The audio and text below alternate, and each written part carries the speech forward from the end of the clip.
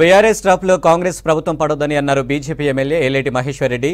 జగన్మోహన్ రెడ్డి ప్రభుత్వానికి కేసీఆర్ సహకరించని అన్నారు మహేశ్వర్ రెడ్డి. అది నిజం కాదా అని ప్రశ్నించారు. కేఆర్ఎంబీకి ప్రాజెక్టులను అప్పగిస్తున్నట్టు స్పష్టంగా రాసిచ్చారని అన్నారు. ఇప్పటికైనా అన్ని పార్టీలు కలిసి కృష్ణాలో 50% వాటా సాధించుకుందామని అన్నారు మహేశ్వర్ రెడ్డి.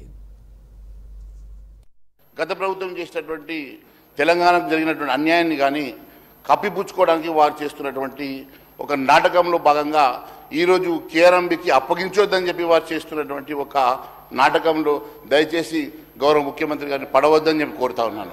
ఈ రాష్ట్రంలో 2099 టీఎంసీలు తెలంగాణకు సరిపోతాయని చెప్పేసి వారు ఒప్పుకొని మరి వారి తెలంగాణకు నష్టం చేస్తే, తెలంగాణకు అన్యాయం చేస్తే మరి అదే 2099 టీఎంసీలు ఈరోజు తెలంగాణ రాష్ట్రం గత 10 సంవత్సరాల నుంచి 2099కే కన్ఫైన్ అవుతున్న మాట వాస్తవమని మీకు తెలుసు. మరి నేను ఒకటే అడుగుతా ఉన్నాను, కేఆర్ఎంబీ ఎందుకు మీరు వద్దనుకుంటున్నారో ఈ సభకు చెప్పాల్సిన అవసరం గౌరవ ముఖ్యమంత్రి గారి మీద ఉన్నది.